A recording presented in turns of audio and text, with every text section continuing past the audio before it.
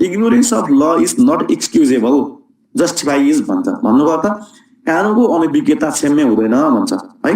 कसैले यसको मैले एकजनाले प्रोपर किन भन्छ यसको पछाडिको रिजन के हो कसैले टेक्स्टमा भन्न सक्नुहुन्छ मलाई? ठ्याक्कै यो रिजन भन्नुको रिजन चाहिँ के रहेछ त भनेको कानुनको अनभिज्ञता क्षम्य हुँदैन। हामी भन्छौँ जस्तो कतैमा धेरैजनाको होइन त्यो भनेको पछाडिको रिजन के हो म जान्दिनँ, तर धेरैको कमेन्टमा देखिरहेको हुन्छु, पोस्टमा देखिरहेको हुन्छु, लाइक सोसियल मिडिया एकदमै चलिरहने कुरा कानुनको अनभिज्ञता क्षम्य छैन भन्छ होइन। कानुन सबैले जान्नुपर्छ भन्छ अथवा कानुन सबैले बुझेको हुनुपर्छ भन्छ। त्यो भन्नुको पछाडि चाहिँ कानुनको अनभिज्ञता क्षम्य हुँदैन, तर के आधारमा हुँदैन त?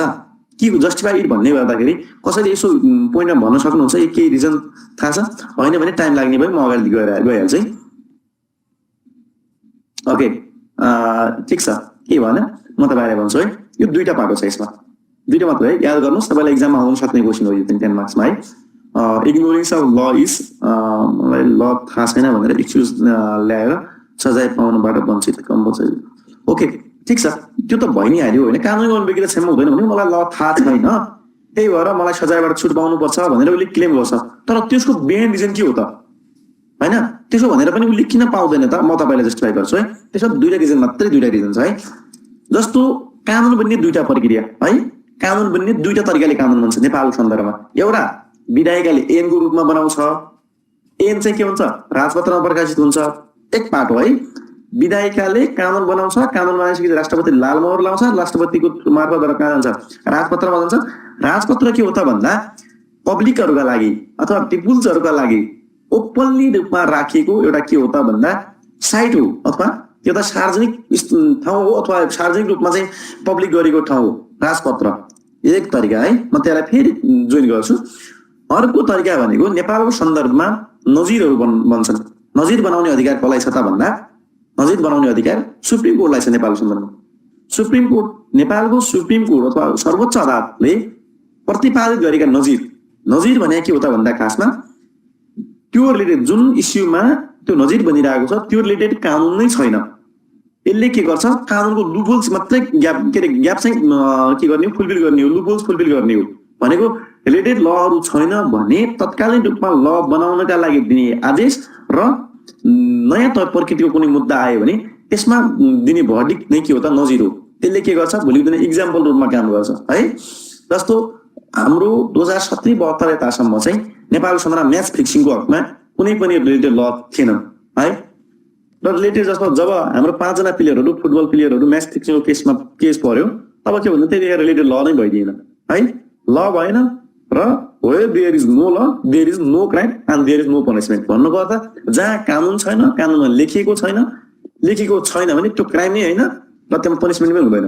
क्लियर कुरा यही हो है। ओके मैले जोडिरहेको कुरा चाहिँ इग्नोरेन्स अफ ल इज नट एक्सक्युजेबल भन्नुको पछाडि चाहिँ सर्वोच्च अदालतले प्रतिपादित गरेका नजिरहरू कहाँ हुन्छन् भन्दा नेपाल कानुन पत्रिकामा हुन्छन् है।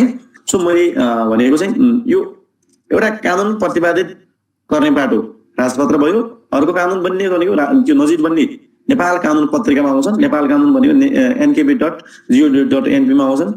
त्यो नेपाल कानुन पत्रिका र राजपत्र दुईटै के हुन्छ भन्दा अनलाइन साइटहरू हुन् जो चाहिँ पब्लिकका लागि जहिले ओपन हुन्छन् है।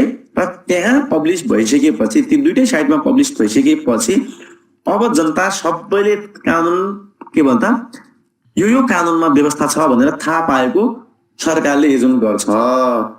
अब कुरा यहाँनिर पनि छ है। मेरो एउटा डिबेटको इस्यु अथवा मैले एउटा सदैव रिट हाल्ने सोचिरहेको इस्यु भनेको यो के भन्दा राइट टु इन्फर्मेसन भन्छौँ हामी है। राइट टु इन्फर्मेसन पाउनुपर्छ भन्छौँ। सूचनाको हकको सुनिश्चित सरकारले गर्ने हो है।